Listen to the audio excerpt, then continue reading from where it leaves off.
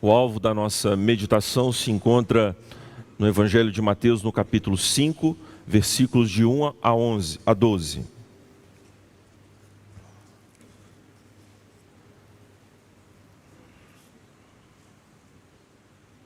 Assim nos diz a palavra do nosso Deus, irmãos. Vendo as multidões, Jesus subiu ao monte e se assentou. Seus discípulos aproximaram-se dele e ele começou a ensiná-los, dizendo: Bem-aventurados os pobres em espírito, pois deles é o reino dos céus. Bem-aventurados os que choram, pois serão consolados. Bem-aventurados os humildes, pois eles receberão a terra por herança. Bem-aventurados os que têm fome e sede de justiça, pois serão satisfeitos. Bem-aventurados os misericordiosos, pois obterão misericórdia. Bem-aventurados os puros de coração, pois verão a Deus. Bem-aventurados os pacificadores, pois serão chamados filhos de Deus. Bem-aventurados os perseguidos por causa da justiça, pois deles é o reino dos céus.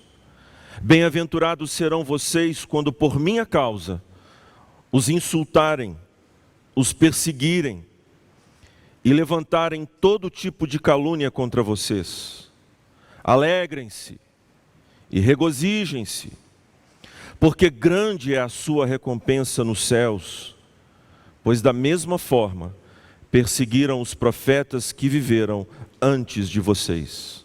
Curve a sua fronte e vamos ainda mais uma vez orar, buscando a iluminação do Espírito de Deus, para entendermos a mensagem do Senhor nesta manhã. Deus de Abraão, Isaque e Jacó, ó Altíssimo, Senhor dos céus e da terra, e Pai de nosso Senhor e Salvador Jesus Cristo. Senhor amado, quem somos nós para o só pisarmos neste local? Somos menos do que nada, Senhor, diante da Tua alteza, da Tua majestade, da Tua santidade perigosíssima. Tu és terrível, ó Deus, Deus justíssimo. Não há quem possa deter a Tua mão e dizer a Ti o que fazes. O Teu reino domina sobre tudo e sobre todos. As hostes do mal atendem ao Teu mandar. E ao perpetrarem os seus enganos, nada mais fazem do que a revelação do Teu plano. Ó profundidade da sabedoria, da riqueza, dos Teus pensamentos, ó Deus. Quão insondáveis são os Teus caminhos, os Teus juízos. Senhor, é por esta razão que só podemos ler a Tua palavra, pois o Senhor é o Deus que se revela. O Senhor é o Deus que habita a luz inacessível e através de Cristo Jesus, que é o Espírito de toda a profecia, é Ele quem faz a exegese do próprio Deus e nos ensina acerca de Ti, ó Pai bendito, a plenitude invisível da Trindade. Deus amado, nós pedimos que a poderosa mão do Senhor, a eficácia do Teu Espírito, nos dê conta acerca da Tua palavra nesta manhã. Que os nossos corações, ó Deus, sejam movidos de tal maneira que podemos sair daqui hoje com o nosso coração transformado, o desejo de mudar as nossas vidas, de nos pautar pela Tua palavra e dar glória ao Teu nome. pois foi o Senhor mesmo que nos inseriu neste plano que o Senhor mesmo estabeleceu, que é em tudo dar glórias a Ti. Não há outra bênção maior para os Teus filhos, se não nos envolvermos no propósito maior da existência do próprio Deus, que é em tudo ser glorificado. O Senhor quer ser adorado. O Senhor é o único digno de toda a adoração. E o Teu Espírito nos envolveu nesta obra. Rogamos a Ti que este meio de graça, que é a Tua palavra, seja eficaz neste intento glorioso que temos de enaltecer a Ti. Ensina-nos as palavras de Teu Filho, para que sejamos crentes fiéis, que amam efetivamente o Senhor. No nome de Cristo Jesus, o nosso Redentor, mais uma vez oramos ao Senhor. Amém.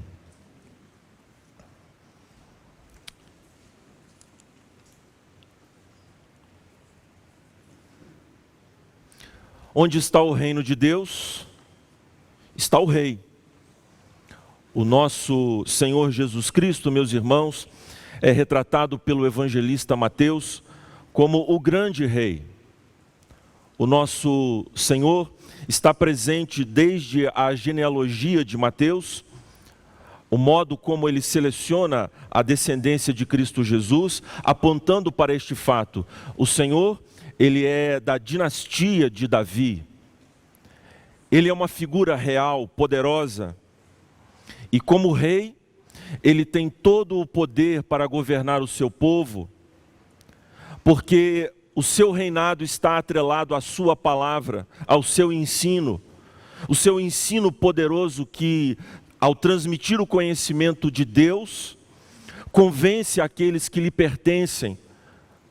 Ele, através do seu ensino, faz com que os homens dobrem os seus joelhos diante da sua majestade e prestem adoração e louvor ao Senhor. O Senhor Jesus, no capítulo de número 2 deste evangelho, eu peço aos irmãos que estejam com a palavra aberta e acompanhem a leitura. No capítulo 2, o evangelista nos fala da visita dos magos. E vejam como o acontecimento aponta para a figura real de Cristo Jesus. Depois que Jesus nasceu em Belém da Judéia, nos dias do rei Herodes, magos vindos do Oriente chegaram a Jerusalém e perguntaram: onde está o recém-nascido rei dos judeus? Vimos a sua estrela no Oriente e viemos adorá-lo. Quando o rei Herodes ouviu isso, ficou perturbado, e com ele toda Jerusalém. Tendo reunido todos os chefes dos sacerdotes do povo e os mestres da lei, perguntou-lhes onde deveria nascer o Cristo, e eles responderam: em Belém da Judéia, pois assim escreveu o profeta. Mas tu, Belém, da terra de Judá, de forma alguma és a menor entre as principais cidades de Judá, pois de ti virá o líder, que como pastor conduzirá Israel, o meu povo. A profecia, então, irmãos, que lemos em Miqueias, está conectada com este texto que aqui se cumpre. Jesus nasce em Belém e ele é reconhecido pelos magos como o rei.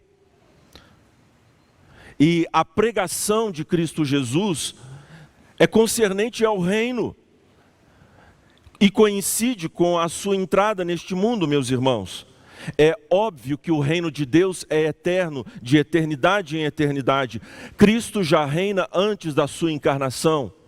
Mas nós temos, através do momento em que Jesus ele adentra a história humana, uma manifestação sem precedentes deste reino. De sorte que, quando ele expulsa demônios, o próprio Senhor Jesus diz que o reino de Deus é chegado até vós. O reino de Deus está entre vocês, ele disse a uma certa altura aos seus oponentes, como Lucas registra no seu evangelho. Veja então, irmãos, que o predecessor de Cristo Jesus, João Batista, no capítulo 3 deste mesmo evangelho,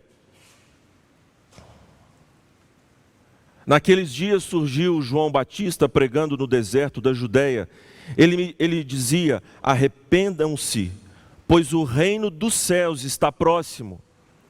A tradução em inglês não nos deixa confuso, como infelizmente acontece na tradução em português. Nos diz que o reino está at hand, ou seja, ele está próximo, à mão, aqui, perto de nós. E não próximo num sentido cronológico, como infelizmente a nossa tradução pode nos desviar a atenção. O reino de Deus está presente, ele está se manifestando na pregação de João Batista, que anuncia a vinda do Cordeiro de Deus, a vinda do Rei. E o Senhor Jesus, no capítulo 4, ele, após ser tentado por Satanás, que ofereceu ao rei os reinos da terra, e que o Senhor Jesus o vence, pois sabe que ele é rei de um outro reino, que atinge a terra, e é o reino efetivamente, de fato, glorioso, o reino sobre todos os outros reinos. No capítulo 4, no versículo 17, a seguir, após a tentação, o Senhor Jesus inicia o seu ministério, e o que ele prega? O que João Batista pregava. Daí em diante Jesus começou a pregar: arrependam-se, pois o reino dos céus está próximo. O Senhor Jesus tem uma mensagem para o povo da aliança, uma vez que eles estavam todos dominados, o cenário religioso, pelos fariseus, como nós sabemos.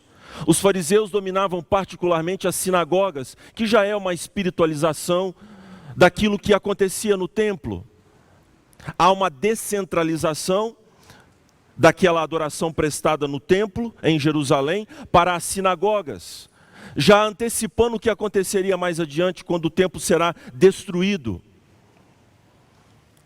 Mas, irmãos, os fariseus, eles escravizavam o povo através de uma religião legalista, que colocava sobre os ombros do povo um saco de batatas de leis, tradições, completamente alheias à palavra do Senhor.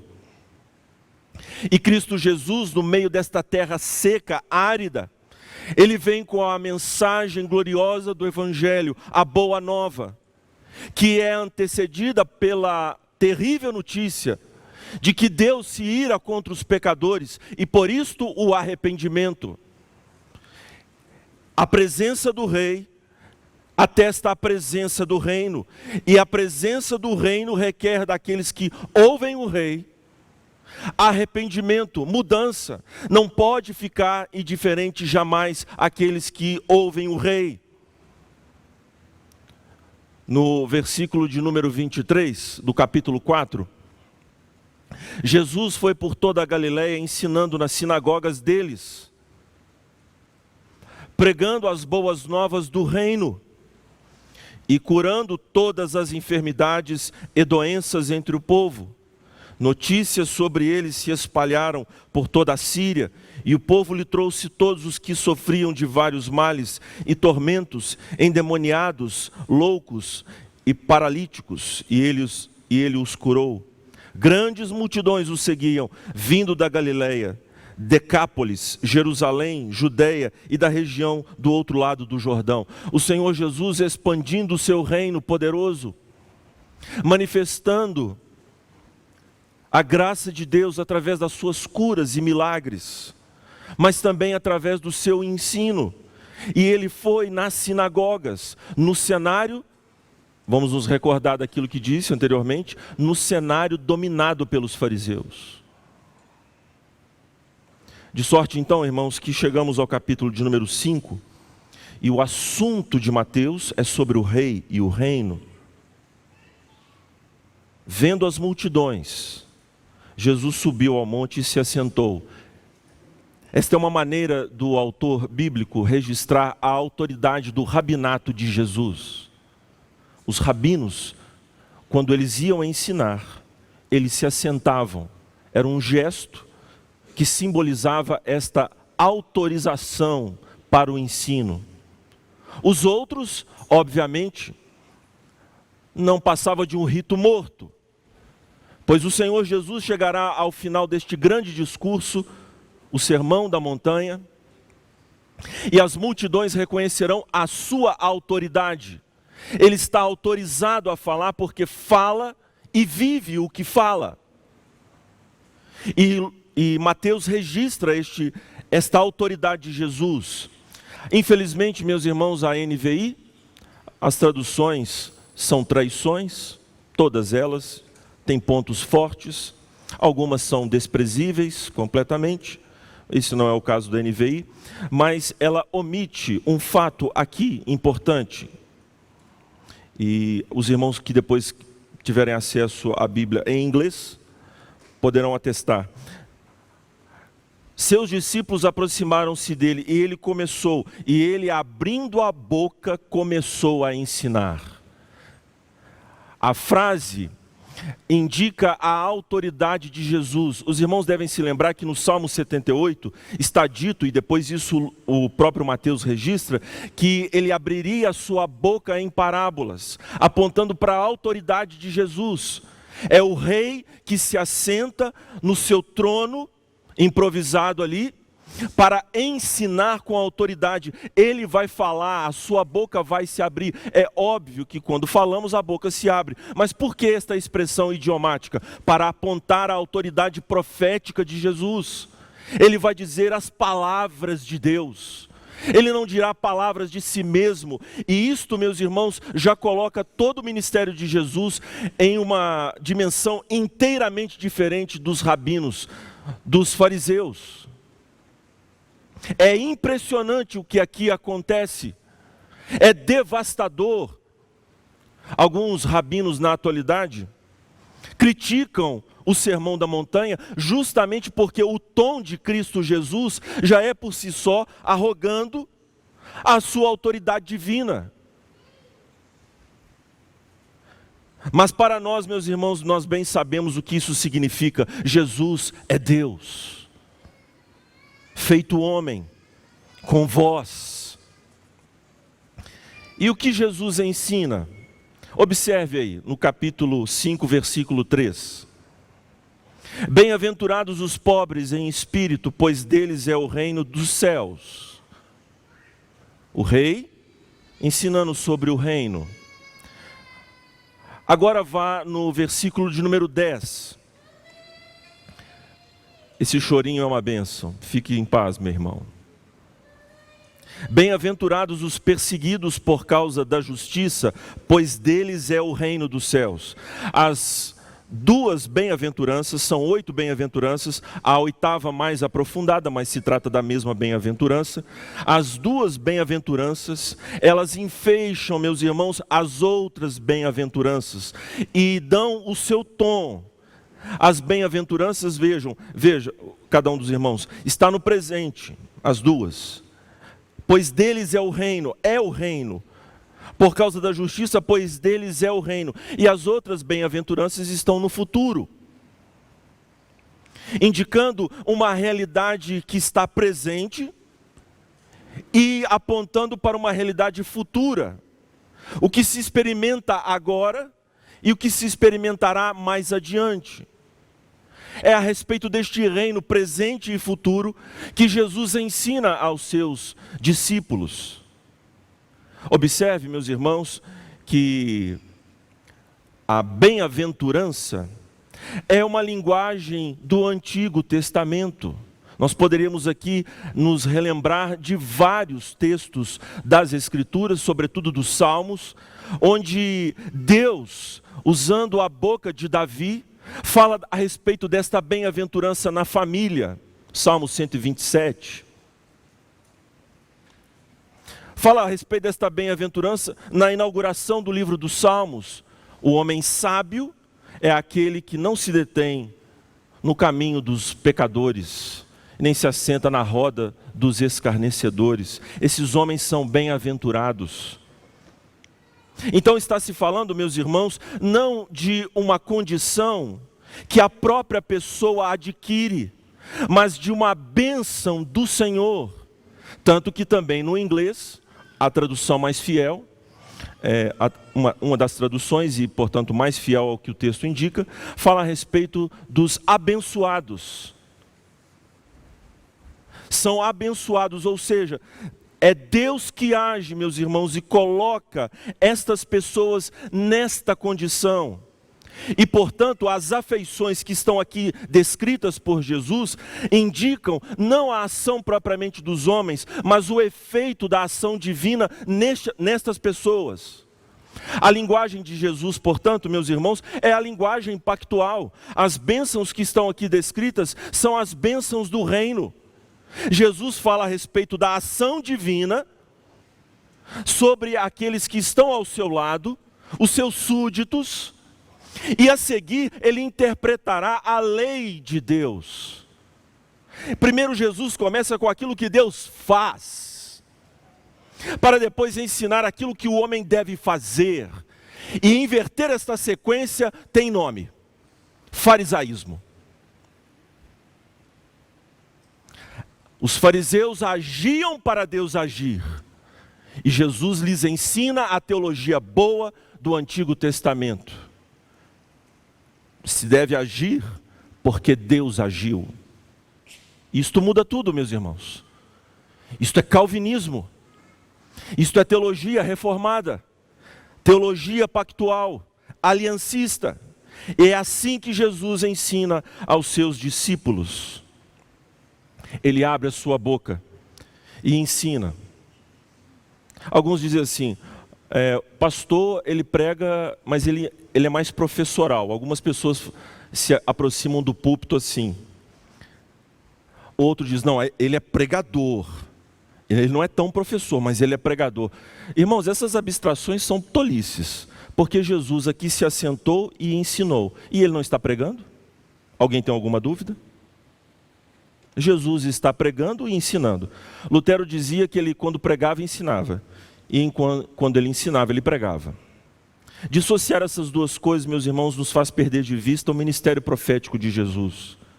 O seu ensino é proclamador e quer mexer conosco, quer envolver os seus ouvintes, aqueles que o assistem no momento da entrega deste sermão, e nós que estamos aqui hoje.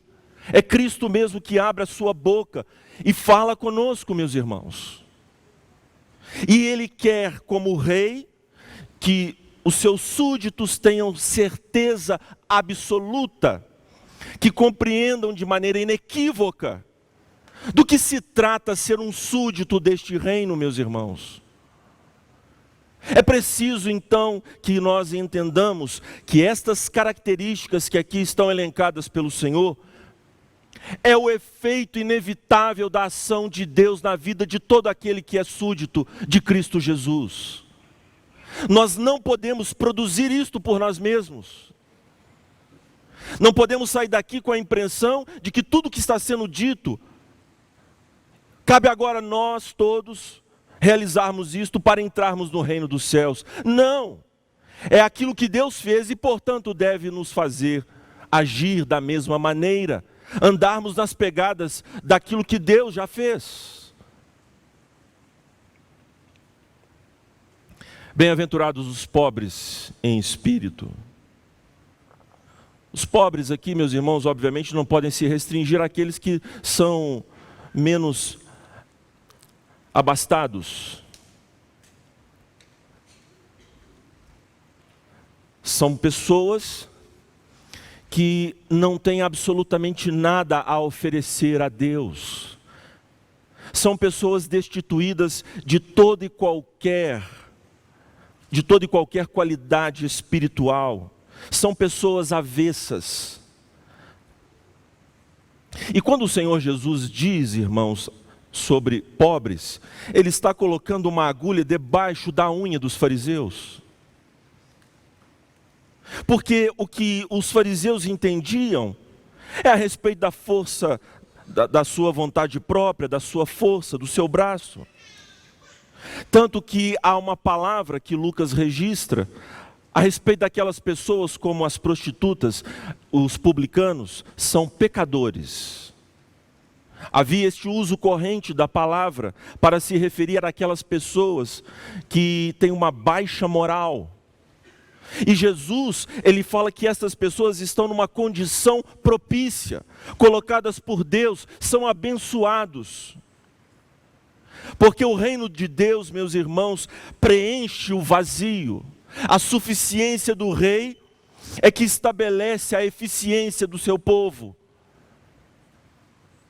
O serviço que Deus requer dos seus súditos neste reino depende desta confiança completa no rei, em que os homens se apresentam inteiramente desnudos de justiça própria e querem ser vestidos com a roupa da justiça de Cristo Jesus. As bem-aventuranças seguem, meus irmãos, numa lógica irresistível. Bem-aventurados os que choram, uma vez que eu percebo a minha miséria, eu choro. Irmãos, as profecias de Ezequiel são fortíssimas. E Ezequiel, em alguns momentos da sua profecia, fala a respeito das ações de Deus, levando o povo ao arrependimento. A certa altura, diz o profeta, que Deus faria com que o povo tivesse nojo de si mesmo. O capítulo 20 fala a respeito de anciãos que foram até o profeta para obter dele uma palavra de bênção. E o Senhor fala a respeito dos seus juízos, mas também do seu desejo de reinar sobre o povo. O povo, meus irmãos, estava sacrificando os filhos aos deuses pagãos. O povo de Deus, ultrapassando em paganismo os próprios povos pagãos. E Deus levou este povo, conforme nós vimos, o remanescente fiel, e a todo aquele que é introduzido no reino, a ter nojo de si. Pois serão consolados. A promessa de que aqueles que de fato estão sendo contristados segundo Deus, não uma tristeza que adoece, mas uma tristeza que cura, obtém de Deus o consolo. Irmãos, o Senhor Jesus era um homem de dores e que sabia o que era padecer. O Senhor Jesus Cristo era um homem que chorava. E este é um rei que chora, mas Jesus não chora por causa dos pecados dele. Mas Jesus chora por causa da vileza humana, do pecado humano. Você se lembra quando Jesus vai ressuscitar Lázaro? E nós temos aquele versículo enigmático, Jesus chorou. Ao perceber a incredulidade, esta é o entendimento da maioria dos comentaristas, ao perceber a dureza de coração das pessoas e o desastre que o pecado impôs a este mundo, tornando um mundo quebrado, estilhaçado, Jesus chora. Porque, meus irmãos, não há nada mais que desafia a Deus do que esta ação deliberada dos homens de pecar contra a sua santidade. É um desejo de destronar o próprio Deus, de fazê-lo se rebaixar aos nossos caprichos, torná-lo um serviçal. E é preciso que o homem seja contristado pelo próprio Deus para entender a dimensão da sua afronta, meus irmãos. Outro dia eu brinquei com um dos nossos irmãos, estava hospedado com toda a fidalguia, na casa de um dos irmãos, quando cheguei aqui, e brinquei, você era um pecador de pelúcia.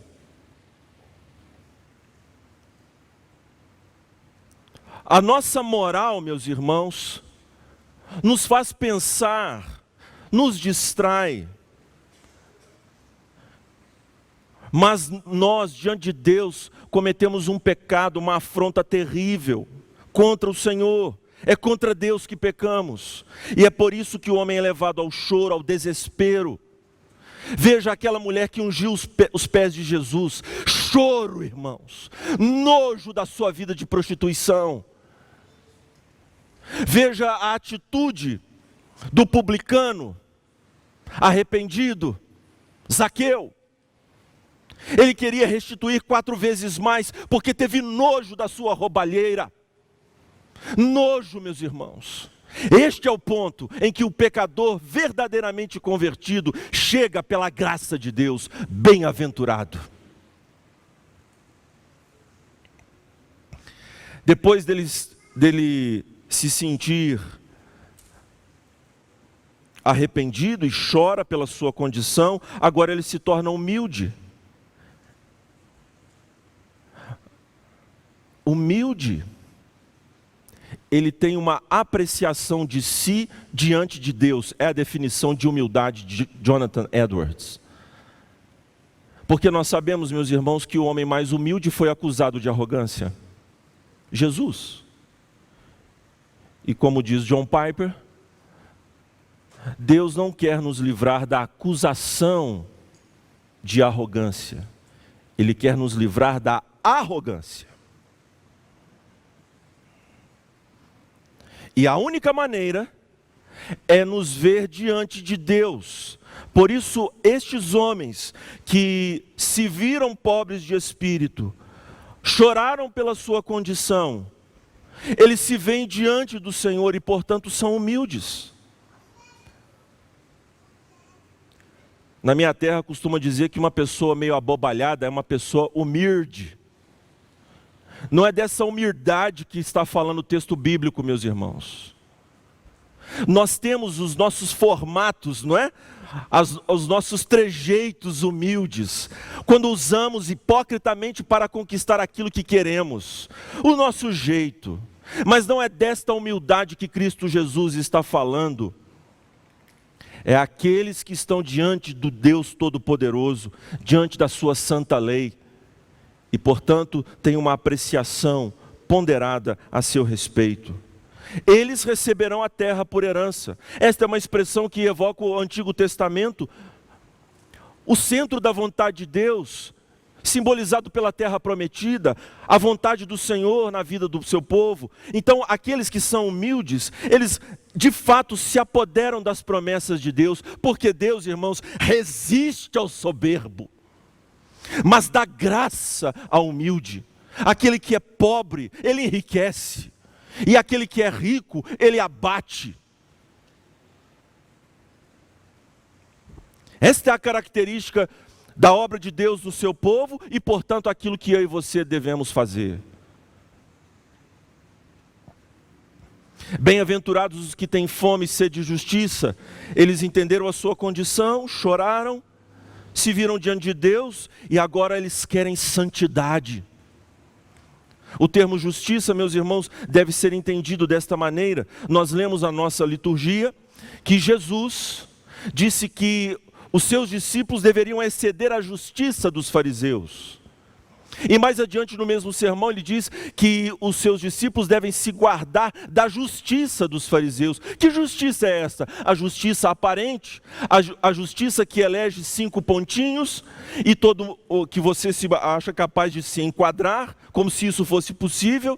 E então você se mede a partir desta vara eleita por você e compara a sua vida à de outros, e a sensação que você sempre quer é de superioridade.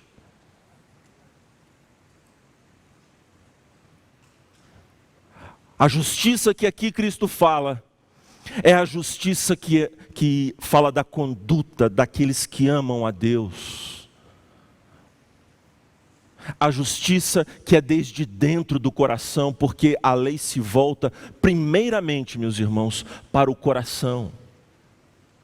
E este desejo santo, a sede, cuja sede é o coração, não pode assim desejar, senão através do próprio Deus.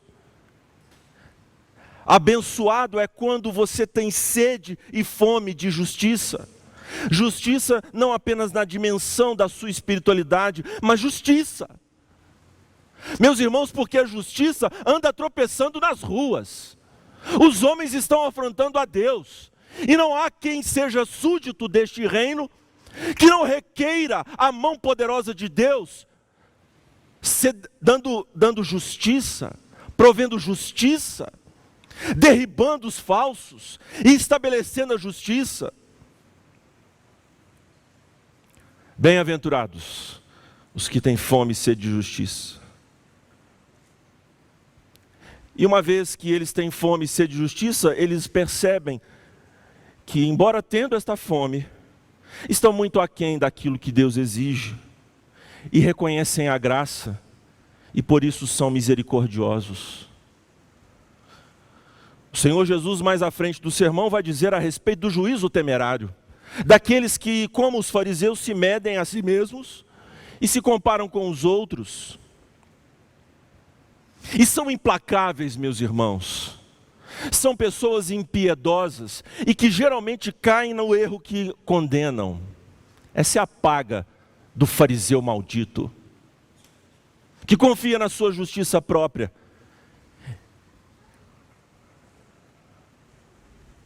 Mas Jesus assinala que os seus servos, os seus súditos, que estão debaixo das influências do Espírito de Deus, das bênçãos do pacto, se compadecem. A condescendência, meus irmãos, é uma característica importantíssima dos súditos, porque amamos o Rei que desceu até nós.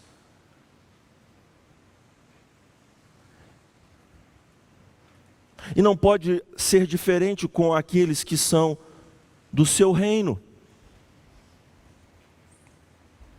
São misericordiosos,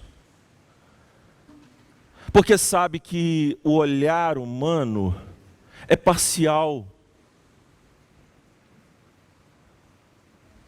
Por isso, meus irmãos, o assodamento para julgar revela um desejo de ser Deus.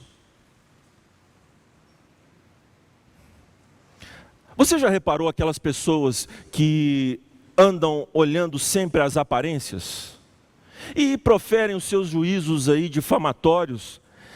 Isto é muito comum, virou corrente. É corrente. Não temos todas as informações, não sabemos de todas as circunstâncias, e estamos sempre prontos a apontar os dedos e dizer o que se deve fazer ou não. Implacáveis, discricionários, não é? Sabem tudo. Mas o misericordioso, irmãos, é aquele que de fato faz as perguntas, não é apressado. Ele bendiz ao invés de maldizer. Certamente, meus irmãos, é uma característica elevadíssima. Só o Senhor é que pode produzir isso nos nossos corações. Por isso são bem-aventurados e vão obter misericórdia, compaixão, compreensão. Porque Jesus se compadece dos seus súditos, assim nós nos compadecemos das pessoas. E por isso ele diz que nós devemos perdoar 70 vezes 7. Uma atitude perdoadora. Isso não quer dizer, meus irmãos, que vamos passar a mão nos pecados dos homens e dos nossos. Mas está mostrando, o Senhor Jesus está revelando, que nós precisamos ser mais compassivos. Tratar o pecado é importante, é fundamental, pois ele desmente a sede de justiça que Jesus já apontou como característica do seu súdito. Passar a mão no pecado é contrariar a lei do Senhor. Mas, irmãos, há aqui o equilíbrio entre aquele que ama a Deus, mas que busca a misericórdia do Senhor, e por isso age de forma misericordiosa com aqueles que estão diante de si. Ele perdoa porque foi perdoado.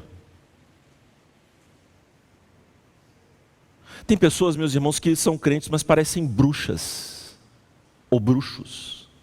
Já viu aquelas pessoas ranzinzas, ranhetas, desagradáveis, azedas? São pessoas que, via de regra, meus irmãos, carregam sentimentos de culpa dentro de si, e por isso saem espalhando o seu absinto, o seu veneno, dentro ou fora da igreja. E lhes falta misericórdia, porque não foram perdoadas dos seus pecados. Ocultam os seus pecados através da sua justiça própria, altiva, a sua maneira altiva de falar, de julgar. Não foi perdoado, por isso não perdoa. Espalha o seu azedume, o seu vinagre. Bem-aventurados os puros de coração. Como? Jesus aqui está falando, alguns dizem, a respeito de um coração íntegro, integralmente dado a Deus. Não está falando a respeito da pureza propriamente, moral. Meus irmãos, nós não podemos nos desvencilhar de uma coisa em detrimento da outra. O que Jesus está dizendo é que aqueles que terão a visão beatífica, aqueles que experimentam a Deus, seja aqui e na glória. Nós sabemos que a plenitude visível de Deus, Jesus, é essa que nós veremos lá na glória. Alguns dizem, pastor, não está bom, eu queria ver a Deus. Querido, é bom que você não veja. Essa é uma bênção que pertence somente à Trindade. Alguns discordam de mim, não é? Eu sei. Mas eu prefiro ficar com a Bíblia. Ninguém jamais viu a Deus, é o que a Bíblia diz. O Filho unigênito que está no seio do Pai é quem o revela. E quem vê a Jesus, viu o Pai. Não está bom? Não está bom? Porque Deus habita em luz inacessível, a qual homem nenhum pode penetrar. Se você quiser penetrar, você vai morrer, que é o que Deus disse para Moisés. Porque é pureza, pureza em máxima escala.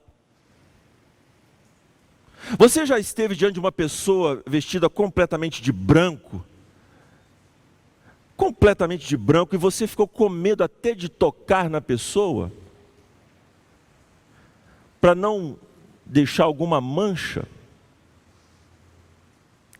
Você já esteve diante de um bebê limpinho, cheiroso, e alguns pais são tão cautelosos que falam, visita, lave as mãos, porque você vai conspurcar o meu bebê.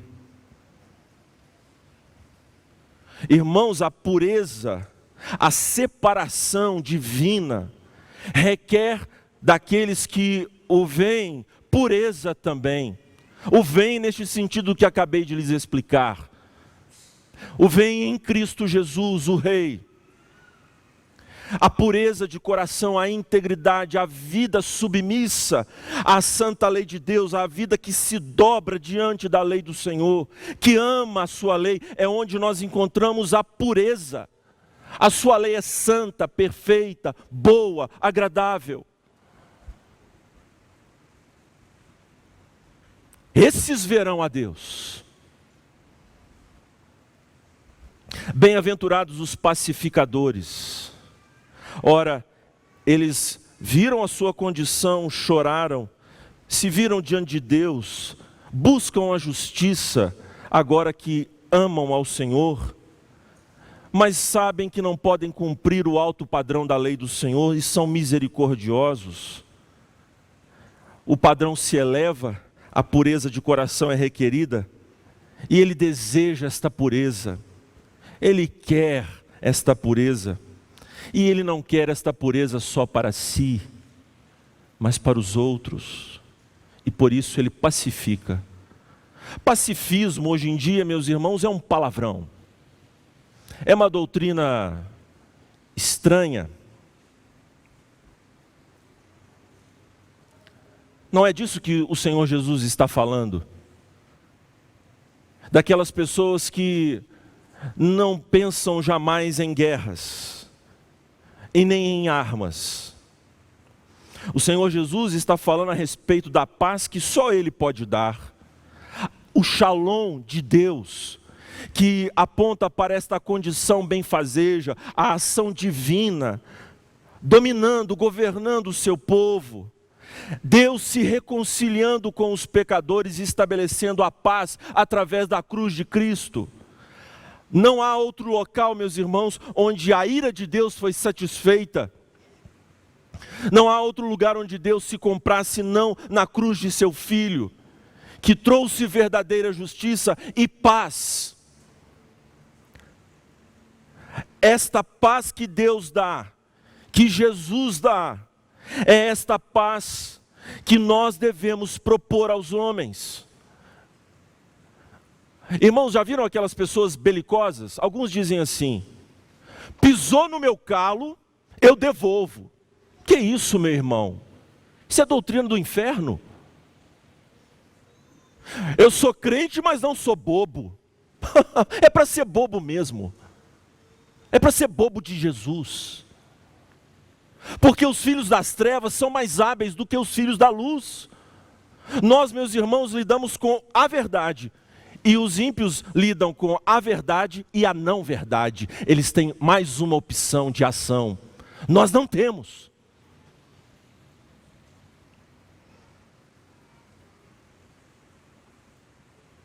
E nós sofremos o dano da verdade, por amor a Deus, ao reino e à promoção da paz. No que depender de nós, como diz Paulo, tendes paz com todos os homens. Somos pacificadores na família, no trabalho. Já viram aqueles empregados que arrumam confusão? Chegam para o patrão e falam: fulano se atrasou hoje, patrão. Essa moda continua. Ele não fala com a pessoa, mas fala com o patrão. Aí depois fala com o empregado: o patrão estava furioso aí com você. Pessoas futriqueiras, pessoas baixas, abjetas, mesquinhas. Bem-aventurados os pacificadores. Por quê? Porque eles serão chamados filhos de Deus. O pai é pacificador, o filho, educado na paz do pai, pacifica. Não é fazer vista grossa, meus irmãos, que Jesus está falando. É a verdadeira pacificação. É descascar o abacaxi quando nós encontramos com ele. Então algumas mulheres fazem assim com os seus maridos: você fique aí com a sua televisão, eu vou dormir. Não, minha irmã. Ou o marido diz: agora é ela que vai ter que vir pedir perdão, afinal de contas ela errou. Não, meu irmão. Os pacificadores: meu bem, nós precisamos discutir a relação, dobrar os joelhos e nos pacificar.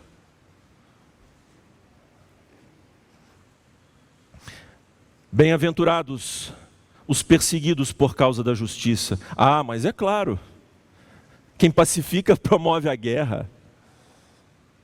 Jesus diz que ele não veio trazer paz à terra, mas espada. Este é o efeito também da pacificação, daqueles que resistem ao reino. E eles não podem fazer outra coisa senão perseguir os pacificadores, os que realmente proclamam arrependimento a todos.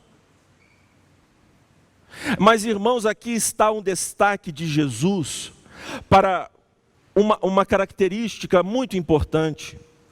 Paulo fala preocupado aos Tessalonicenses, temendo que Satanás os tentasse a não aceitar a perseguição inerente ao Evangelho. Paulo diz a Timóteo que todos aqueles que querem viver piedosamente padecerão perseguições. É um elemento importantíssimo na vida do cristão, meus irmãos. Primeiro, porque é pedagógico e o faz depender mais de Deus. Segundo, porque é algo que Deus produz para confirmar a vocação e a eleição. Jesus diz: bem-aventurados serão vocês quando por minha causa, não é perseguição por suas causas, porque costumamos confundir as coisas. É ser perseguido pela causa do reino.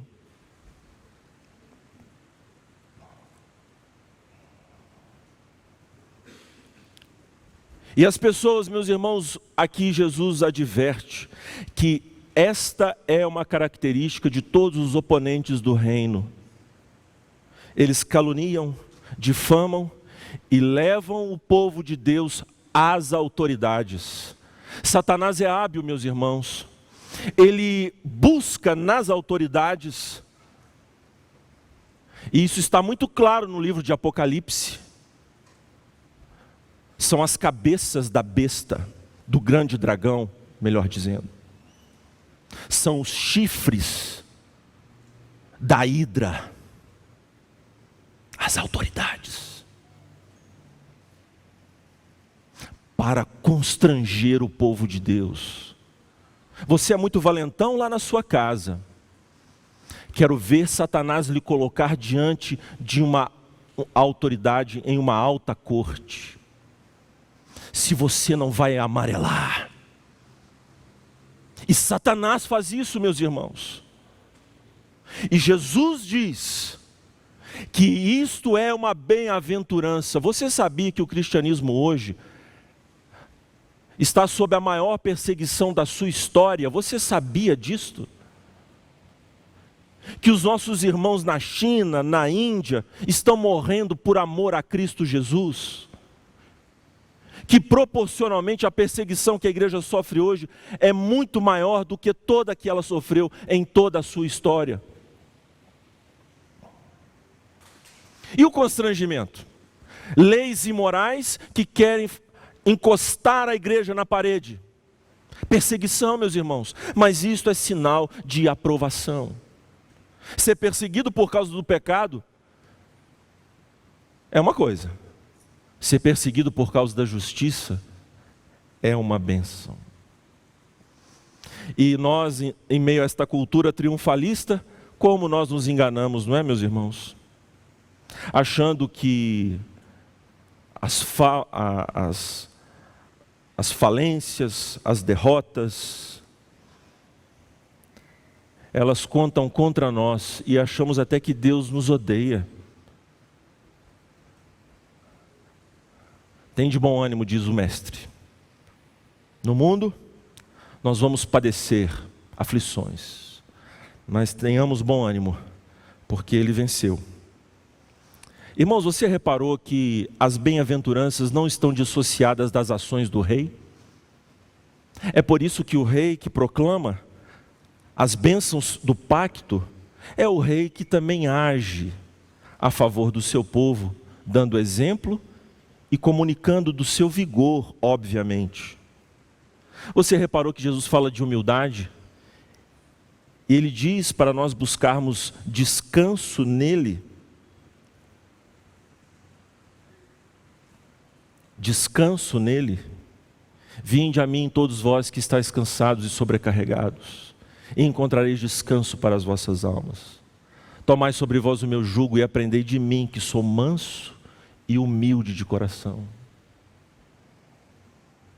Você reparou que no capítulo 12, vamos lá, irmãos, abra aí, no capítulo 12 de Mateus, a profecia quanto ao rei, que Mateus assinala o cumprimento dela. Veja, no capítulo 12, No versículo de número 15 a seguir: sabendo disso, Jesus retirou-se daquele lugar. Muitos o seguiram e ele curou todos os doentes que havia entre eles, advertindo-os que não dissessem quem ele era.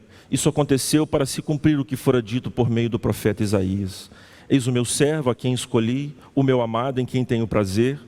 Porei sobre ele o meu espírito e ele anunciará justiça.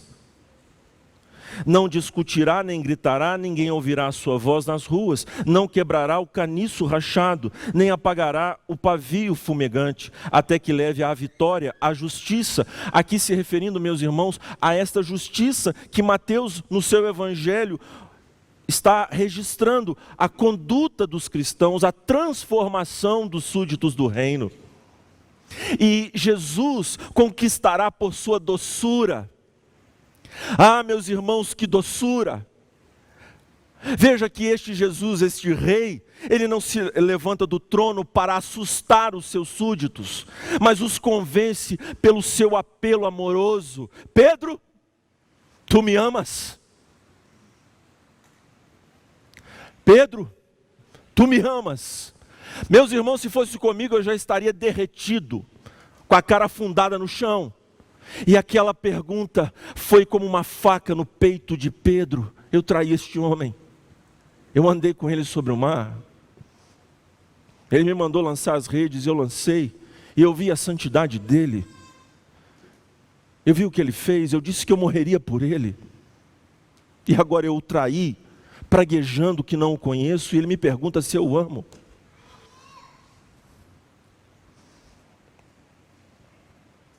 Ele é o grande pacificador, porque é o príncipe da paz, meus irmãos.